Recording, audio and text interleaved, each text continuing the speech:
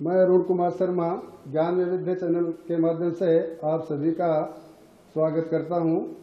जैसा कि आप सभी को अवगत है कि पिछले कुछ समय से पूरा जो विश्व है वो कोरोना महामारी से ग्रस्त है, जिसके अंतर्गत सारे के सारे जो उपक्रम हैं, शैक्षणिक, अशैक्षणिक, सरकारी, अर्ध सरकारी, गैर सरकारी, सारे के सारे जो उपक्रम हैं वो इस लॉकडाउन की बलि चढ़ गए हैं, जिसके अंतर्गत सभी शिक्षण संस्थाएं जो लॉकडाउन का पालन करते हुए अभी बंद हैं।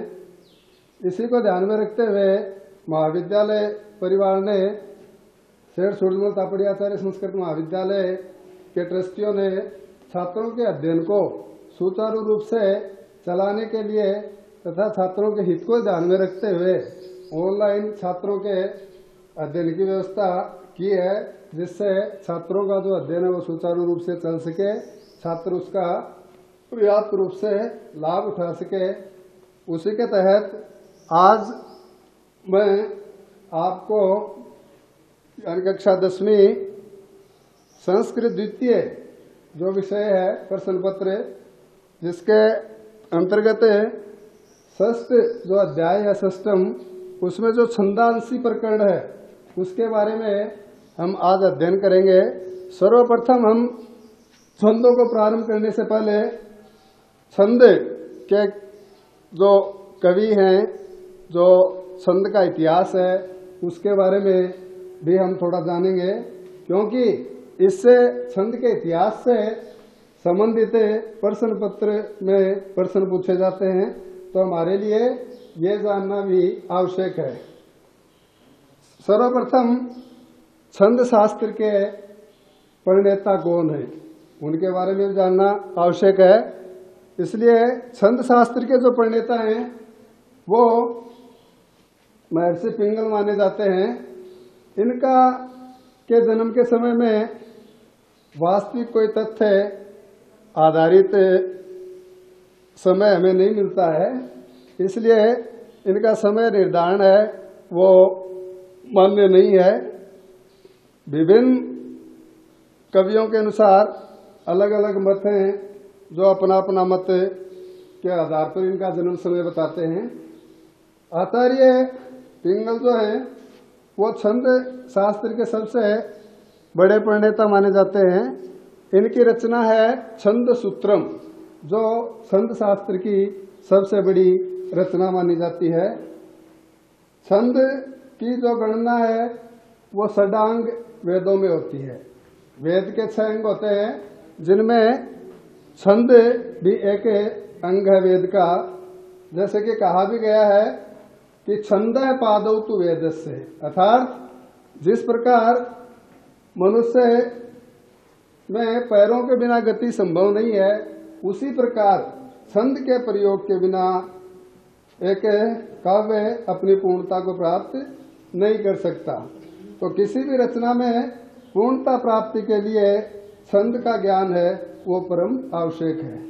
छंद जो है वो 2 प्रकार के माने गए हैं। 2 प्रकार के हैं, जिनमें पहला जो छंद है वो है वैदिक छंद, वैदिक छंद है, और दूसरा जो है वो है लौकिक छंद है। लौकिक छंद है।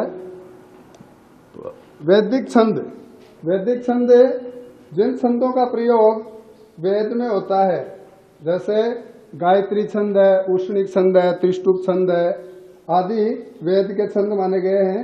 और लौकिक छंद वे छंद हैं जिनका प्रयोग है वो काव्य शास्त्र में होता है, यानी काव्य शास्त्र में प्रयुक्त होने वाले जो छंद हैं वो लौकिक छंद कहलाते हैं। इसके पश्चात छंद शास्त्र के अन्य भी कवि हैं जिनका छंद शास्त्र के शास्त्र में भी उनका भी बहुत बड़ा योगदान रहा है। उनमें जैसे केदार भट्ट हैं, केदार भट्ट जिनकी छंद शास्त्र की रचना है वृत्त रत्नाकर। वृत्त रत्नाकर में उन्होंने वृत्त रत्नाकर में उन्होंने 6 अध्यायों में 136 श्लोक छंद के बनाए हैं। उसी प्रकार कालिदास हैं, कालिदास जिनका छंद शास्त्र का जो ग्रंथ है उसका नाम है श्रुतबोध। श्रुतबोध में उन्होंने 44 श्लोक लिखे हैं। उन 44 श्लोकों में उन्होंने 37 छंदों का प्रयोग किया है। कितने छंदों का? 37 छंदों का प्रयोग उन्होंने किया है। तो इस प्रकार जो भी छंद शास्त्र के कवि हुए हैं उनकी जो विद्वत्ता है वो इसी से साबित होती है या प्रदर्शित होती है कि ऐसे ऐसे कवि थे जिन्होंने 44 श्लोकों में जिन्होंने 37 छंदों का प्रयोग किया है। अब आगे जो लौकिक छंद है वो लौकिक छंद भी 2 प्रकार का बताया गया है।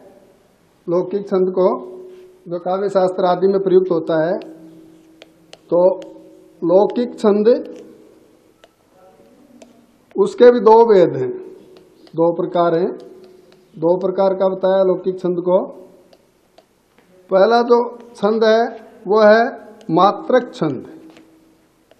मात्रक छंद है, इस मात्रक छंद को हम मात्रिक छंद भी कहते हैं।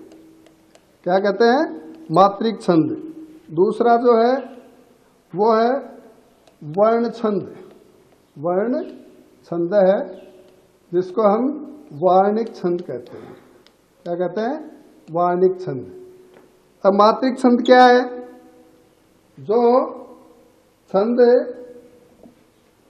मात्रा, जिस छंद में मात्राओं की गणना होती है वो छंद मात्रिक छंद कहलाता है, जिसमें मात्राओं की गणना होती है। वार्णिक छंद वार्णिक छंद वो है जिसमें वर्णों की गणना होती है। वार्णिक छंद में वर्णों की गणना और मात्रिक छंद में मात्राओं की गणना होती है। इसमें मात्राओं की गणना होती है। उसके पश्चात जैसे मात्रिक छंद है आर्या और उपगीति, और जो वार्णिक छंद है वो है जैसे अनुष्टुप और इंद्र वज्रा। इंद्र वज्रा ये वार्णिक छंद कहलाते हैं। इसके पश्चात छंद शास्त्र में 8 गण माने गए हैं। कितने गण हैं? 8 गण माने गए हैं जो छंद शास्त्र के ज्ञान के लिए आवश्यक है। छंद शास्त्र में 8 गण माने गए हैं जिनका ज्ञान होना भी अति आवश्यक है। 8 गण माने गए हैं। तो उन गणों को जब हम पृथक पृथक रूप से याद करते हैं तो प्रत्येक छात्र उनको याद करने में असमर्थित होता है, क्योंकि प्रत्येक छात्रों की जो IQ पृथक होती है। इसलिए एक सूत्र है, इस सूत्र के माध्यम से प्रत्येक छात्र इस सूत्र को याद कर सकता है तथा जो 8 गण हैं उनको पृथक कर सकता है, उनके नाम गिना सकता है। तो वो सूत्र है ये माता राजभान सलगा। ये माता राजभान सलगा। अब देखिएगा इसमें ये से यगण होता है, ये से यगण, मैं से मगण, तैसे तगण, रैसे रगण, जैसे जगण, वैसे बगण और नैसे नगण।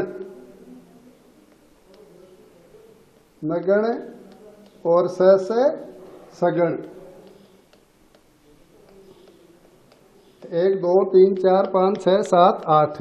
इस सूत्र के माध्यम से हम छंद शास्त्र के जो 8 गण माने गए हैं उन गणों को हम इस छंद के माध्यम से आसानी से याद कर सकते हैं। इस सामान्य परिचय के बाद में अब हम हमारे जो सिलेबस के अंतर है 10वीं कक्षा में जो 8 छंद हैं उन छंदों को हम क्रमशः अध्ययन करेंगे।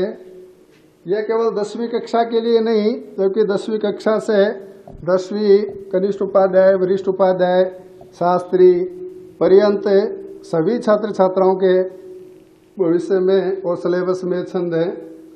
तो इसके अंतर्गत हमारा जो पहला छंद है वो छंद है प्रहर्षिणी। कौन सा है? प्रहर्षिणी।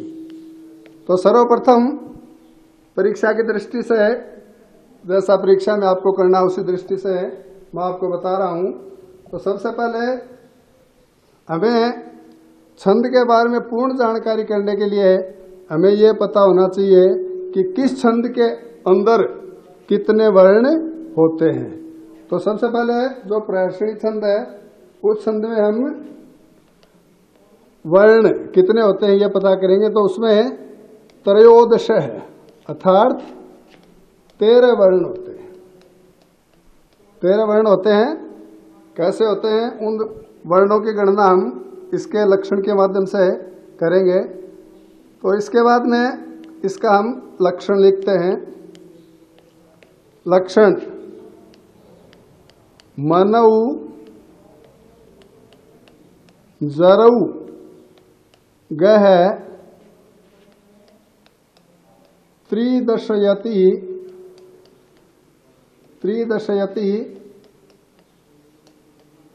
प्रहर्षणीयम। अब देखिएगा इसमें वर्णों की गणना जो है वो यति के आधार पे होती है।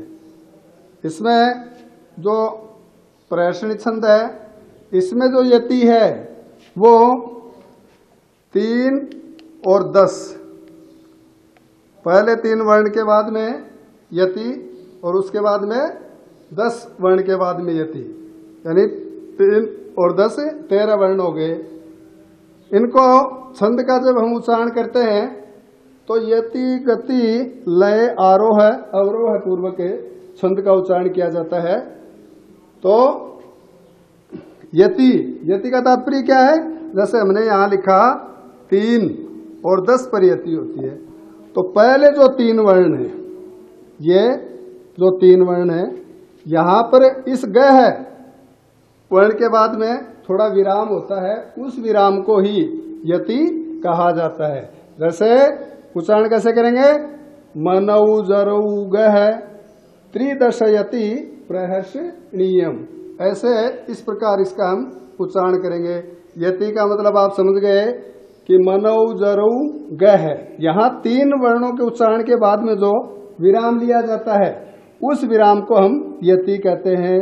उसके बाद में 10 वर्ण है तो आगे के जो त्रिदश यति 1 2 3 4 5 6 7 8 9 10 वर्णों की गणना करते समय इस बात का विशेष रूप से ध्यान रखें कि उसमें जो अर्ध वर्ण है, चाहे वो अर्ध रूप में दर्शाए गए हों, चाहे वो रय के रूप में हो, चाहे वो अलंत के रूप में हो, उन अर्ध वर्णों की जो गणना है वो इसमें नहीं होती है। पूर्ण जो वर्ण है उन वर्णों की गणना हम इसमें करते हैं। तो 3 के बाद में यति होगी। गति का तात्पर्य क्या है कि हमारी जो बोलने की जो स्पीड है उसको हम ध्यान रखें, आसानी से इस प्रकार बोले कि उसका जो उच्चारण है वो सबको समझ में आ सके। उसके बाद में कहते हैं कि यहां तक हमने उच्चारण किया मनऊ जरऊ गह त्रिदशयति प्रहर्षणीयम। तो यति गति आरोह अवरोह है। देखिएगा आरोह का मतलब होता है चढ़ाव। क्या होता है? चढ़ाव। और अवरोह का मतलब होता है उतार, चढ़ाव और उतार। कहने का तात्पर्य है कि छंद का जो उदाहरण है उस उदाहरण में प्रमुखतया जो श्लोक होता है वो 4 चरण में विभाजित होता है। तो पहला जो चरण है उस चरण का जो उच्चारण हम करते हैं वो आरोह में किया जाता है। दूसरा जो चरण है उसको अवरोह में किया जाता है। तीसरा चरण है उसका आरोह में, और जो अंतिम चरण है उसका अवरोह में किया जाता है। तो ये तो जो प्रहर्षणी छंद है उसमें हमने जान लिया कि उसमें 13 वर्ण होते हैं। लक्षण क्या है? मनौ जरौ गह त्रिदशयति प्रहर्षणीयम। इसके बाद में इसका जो इसमें गण होते हैं, जैसा कि मैंने आपको उस सूत्र के माध्यम से बताया था, तो उन गणों को इसमें लिखा जाता है। इतना हमने लिखा। इसके बाद में हम नीचे जो इसकी व्याख्या की जाती है वो करते हैं। जैसे छंद हमने लिख दिया, उसके बाद में हमने लिखा कि यस्य वृत्तस्य प्रतिचरणम, यानी जिस वृत्त का मतलब छंद, जिस छंद के प्रत्येक चरण में, जिस छंद के प्रत्येक चरण में, जैसे देखिएगा मगण, नगण, जगण, रे नीचे लगा रगण, और गह रगण गणः भवन्ति, तथा च अन्ते एकः गुरुवर्णः भवति। अंतः एकः गुरुवर्णः भवति, अंत में जहां पर एक गुरुवर्ण होता है वो गुरुवर्ण क्या है? प्रहर्षणीयम, यानी पूर्ण वर्ण के बाद में जो अर्ध वर्ण है, तो ये जो वर्ण है ये दीर्घ हो गया। तो ये क्या हो गया? अंत एक है गुरुवर्ण है भवति। देखिएगा लघु और गुरु, लघु और गुरु क्या होते हैं? छंद के अंदर है लघु गुरु भी हमें लगाने होते हैं। जो उदाहरण की प्रथम चरण होता है उसमें, तो लघु का मतलब होता है छोटा, छोटा का मतलब जिसमें छोटी मात्राओं का प्रयोग हुआ है। गुरु यानी दीर्घ, यानी बड़ी, जिसमें बड़ी मात्राओं का प्रयोग हुआ है।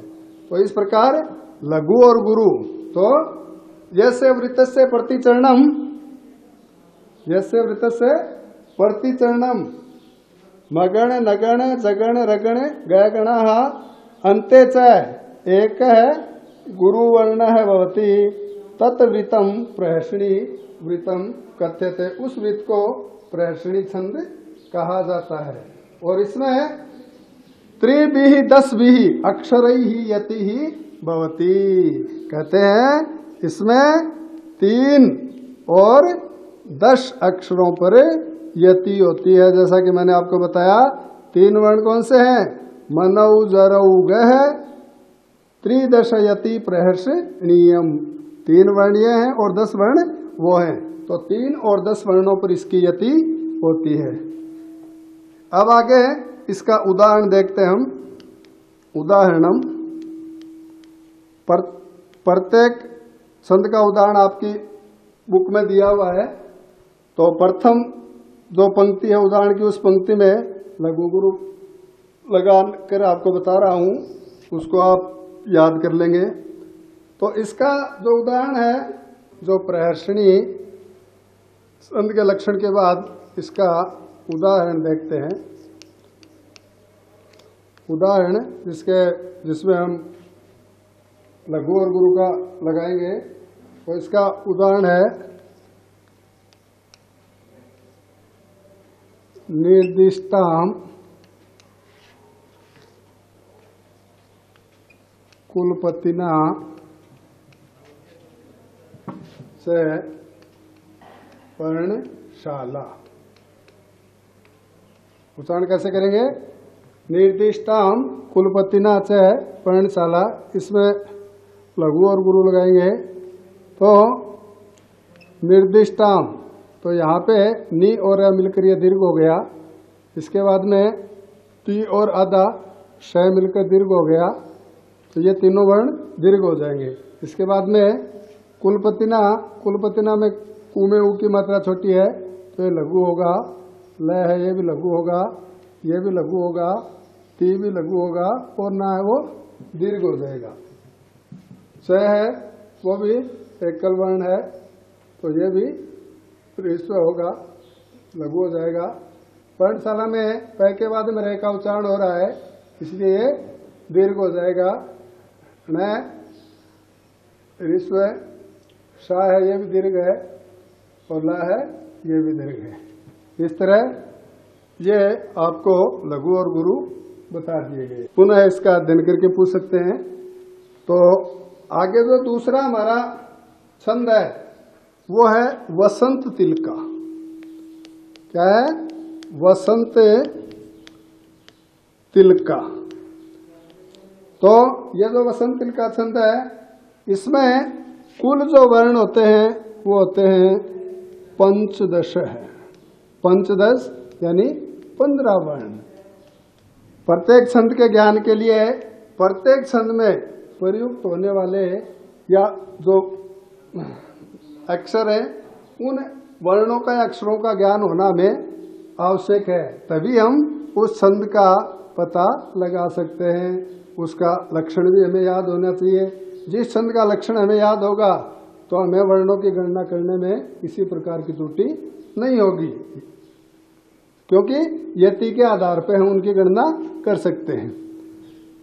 तो इसका हम सर्वप्रथम लक्षण लिखेंगे। तो लक्षण है उक्ता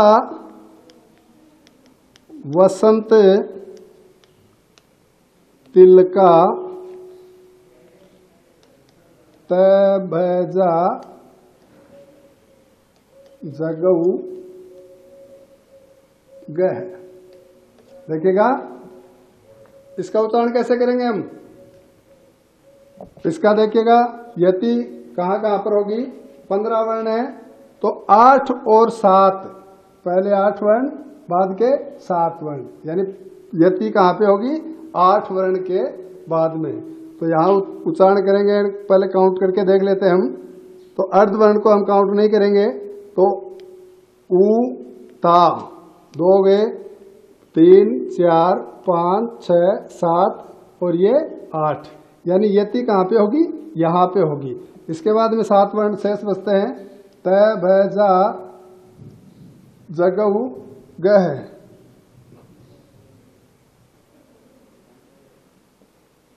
वसंत तिलका तबजा जगऊ गह। तो इसमें वसंत तिलका में 14 वर्ण होते हैं, 14 वर्ण होते हैं वसंत तिलका में। तो 14 वर्ण जो 8 और 6 पर यति होती है। आप कीजिएगा वसंत तिलका जो छंद है उसमें चतुर्दश वर्णः भवन्ति, चतुर्दश वर्णः भवन्ति। तो 8 और 6 पर यति होती है। कितने पर होती है? 8 और 6 पर यति होती है। अब इसमें हम जो गण है वो देखेंगे। तो इसमें छंद के बाद में हम इसकी वृत्ति लिखते हैं। तो यस्य वृत्तस्य प्रतिचरणम तगण, तैसे तगण हो जाएगा, वैसे वगण हो जाएगा, जैसे जगण हो जाएगा। जय गणाः भवन्ति अन्ते च द्वौ गुरुवर्णाः भवन्ति तद्वृत्तं वसंत तिलका इति कथ्यते। वसंत तिलका इति कथ्यते। अस्मिन् छन्दे अष्टभिः षड्भिः अक्षरैः यतिः भवति। तो हमने इसमें देखा कि तगण भगण जगण और जयगणा भवन्ति। अब इसके पश्चात हम इसका जो उदाहरण है वो देखते हैं। उदाहरणम देखिएगा। उदाहरण इसका जो है वो है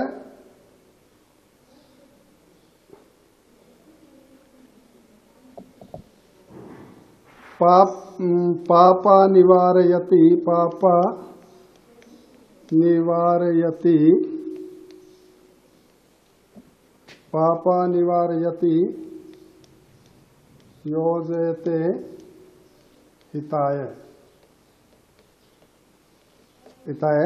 तो इसमें हम जैसे पहले आपको बताया गया था प्रहर्षणी छंद में, उसी प्रकार इसमें भी हमें लघु और गुरु लगाने हैं। तो इसमें वही गुरु गुरु इस प्रकार से हम मात्राओं के आधार पर इसमें लघु और गुरु लगाते हैं।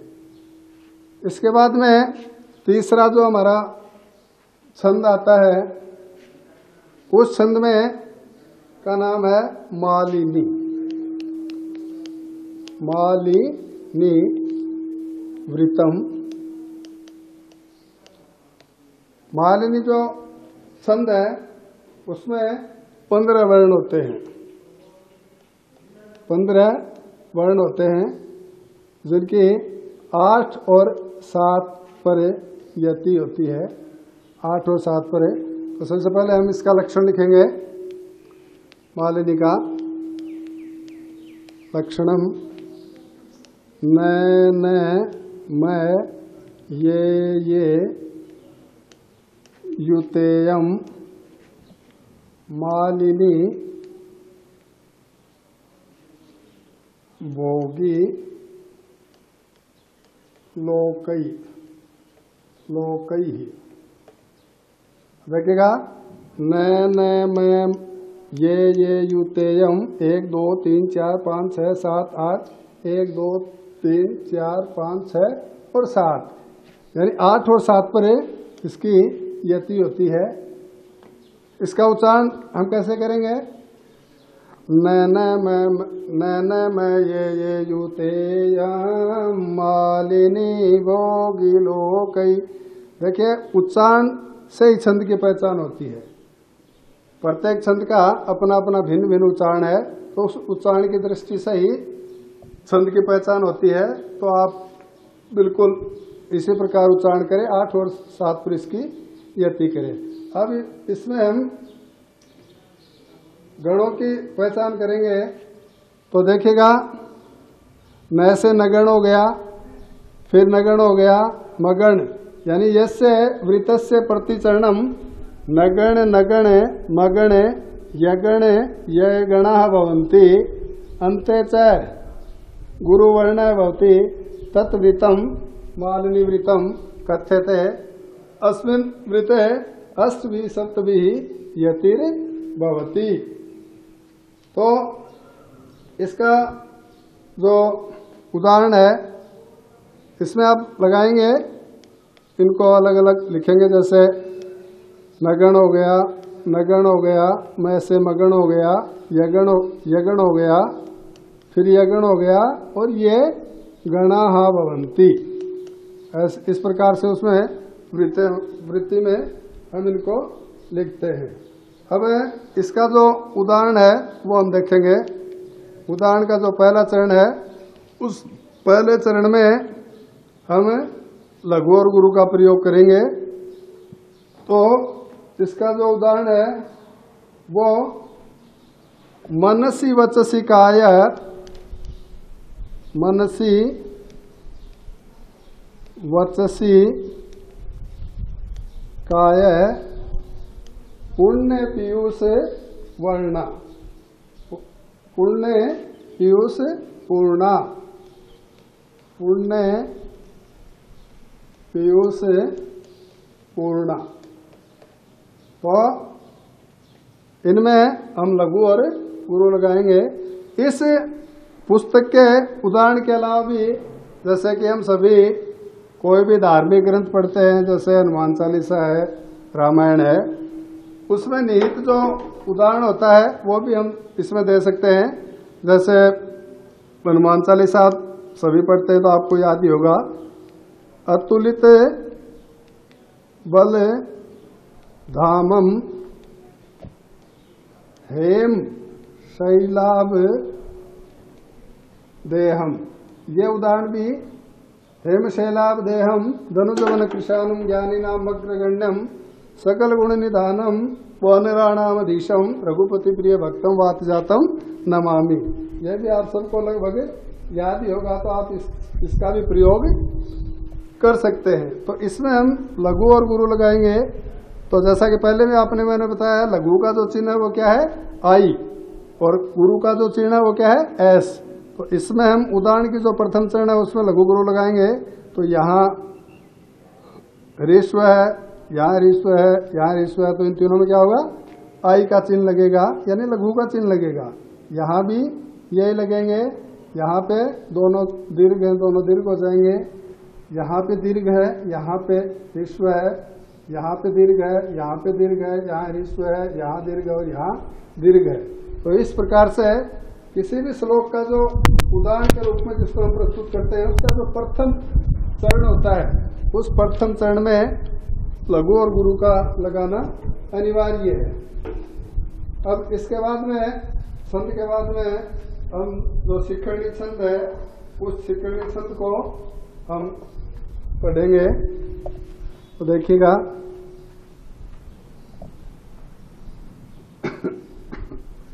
शिखरणी छंद चौथा जो हमारा छंद है शिखरिणी। इसमें छंद में जो शिखरणी जो छंद है इस छंद में कुल 17 वर्ण होते हैं, सप्तदश 10 वर्ण भवन्ति, यानी 17 वर्ण होते हैं।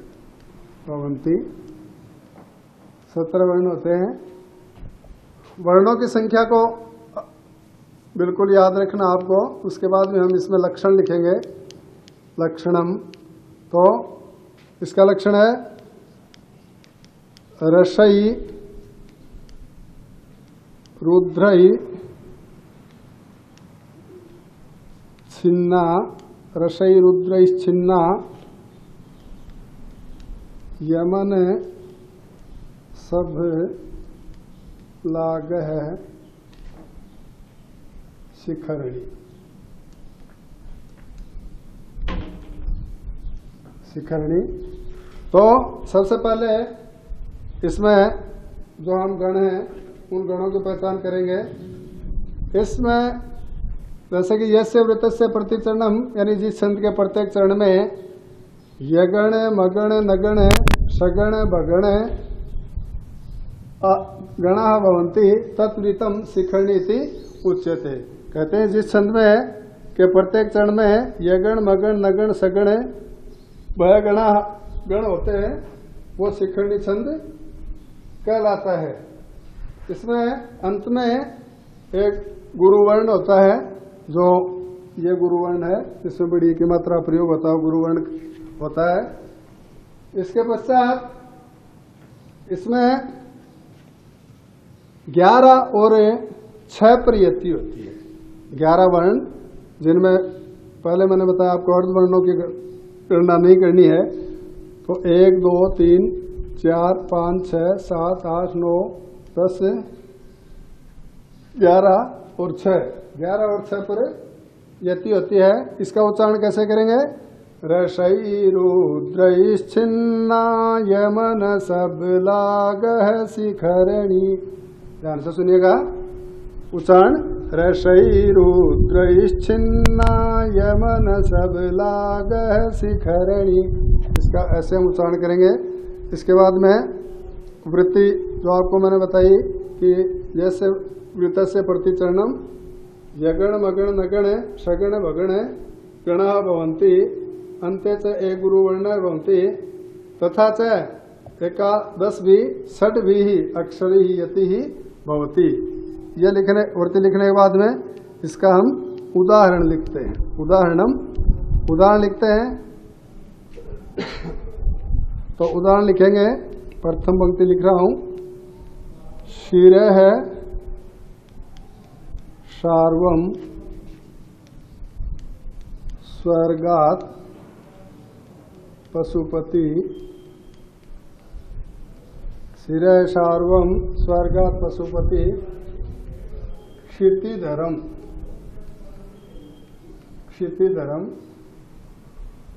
तो शिरः सार्वम पशुपति क्षितिधरम। तो उदाहरण का उच्चारण कैसे करेंगे? शिरे शार्वम स्वर्गात् पशुपति पशुपति शिरस्त क्षितिधरम। पशुपति शिरस्त है क्षितिधरम। तो इसमें हम लघु गुरु लगाएंगे। तो IS सिरे है शार्वम स्वर्गात पशुपति। तो शार्वम ये गुरु हो जाएगा, ये गुरु होगा। स्वर्गात ये गुरु होगा, ये गुरु होगा। इसके बाद में यह लघु होंगे चारों। इसके बाद में यह लघु होगा, ये रह के बाद में अर्थवर्ण है इसलिए गुरु हो जाएगा। और ये अंत में तय के विसर्ग है और विसर्ग से यह भी गुरु हो जाएगा। तो शिरे शार्वम स्वर्गात् पशुपति क्षीरस्त क्षितिधरम। इस प्रकार से ये इसका उदाहरण की जो प्रथम पंक्ति है वो है पूरे, जिसके अंदर लघु और गुरु का लगाना अनिवार्य है। वो पंक्ति मैंने आपके सभी इसके छंदों की बताई है। आगे के जो 4 छंद हैं और जो शेष बचे हैं उन छंदों को हम अगले एपिसोड में पढ़ेंगे।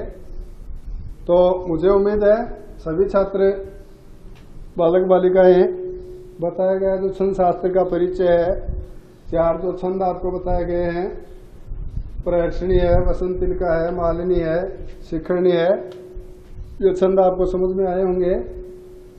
आप समय का सदुपयोग करते हुए अध्ययन करें। इसमें आपको कोई शंका हो तो उसके लिए आप शंका समाधान हमसे कर सकते हैं दूरभाष के माध्यम से। आप घर पे रहें, सुरक्षित रहें, स्वस्थ रहें। धन्यवाद।